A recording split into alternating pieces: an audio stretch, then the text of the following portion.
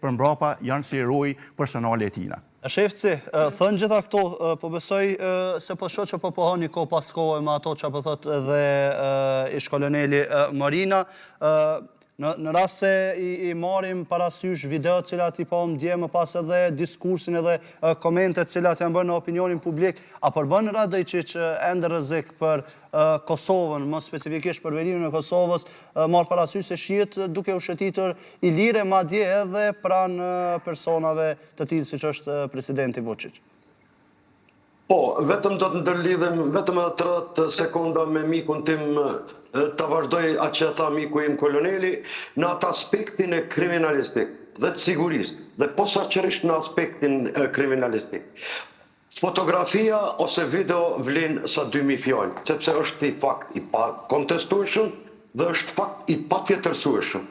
Ai si është parë në vitin 2023 që çdo debat ka mbaruar, posa është parë në atë videon kur e ka ngritur kokën larg dhe është evidentuar dhe pastaj e ka pranuar, edhe tash ai është parë, pra, dhe ky është fakt. Dhe këtu definitivisht duhet të reagohet tash shumë më ashpër që ky vetëm vihet para drejtësisë. Mos harroni, në aspektin e sigurisë nuk ka asgjë të sigurt. Për sa sillet ky person dhe grupi i tij që kërkojnë nga instancet tona të sigurisë, që kërkojnë edhe në mënyrë ndërkombëtare nga Interpoli, gjithmonë ne do të mbesim në atë stadin e portokallt, në atë sigurinë e brendshme, sepse ky pa paraqet edhe vështirësi atje për qytetarët e atij shteti dhe posaçërisht neve që kanë shkaktuar. Pra, sa është i lirë ai, pasiguria është evidente.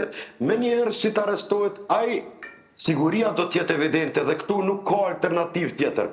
E dyta, nëse e shihni krahasimin me shtetet në Ballkan dhe ku po mbetet ai shtet në këtë rast Serbia.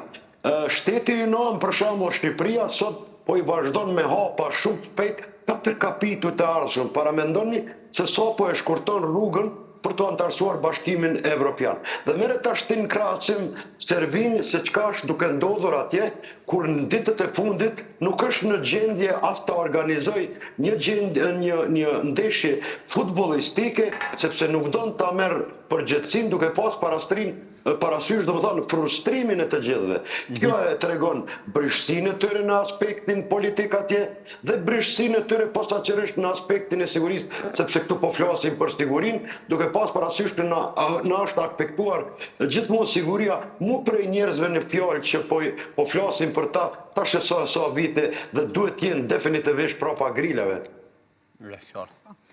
Marina, sa ka ende rrezik në veriun e Kosovës nga Radojčić, duke qenë se ai gjendet në Serbi, mirë po...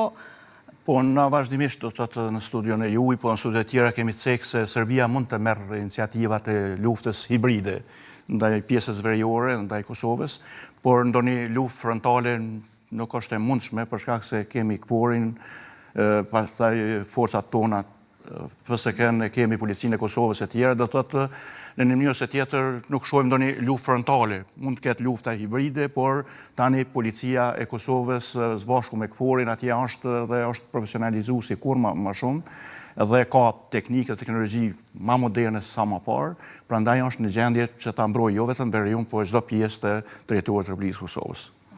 Ndërkaq që tani shikues të nderuar do të kemi një lidhje direkte me gazetaren Fëllënza Krasniqi, e cila do të na jap detaje rreth një vrasje që ka ndodhur mbrëm në Ferizaj. Fëllënza, përshëndetje.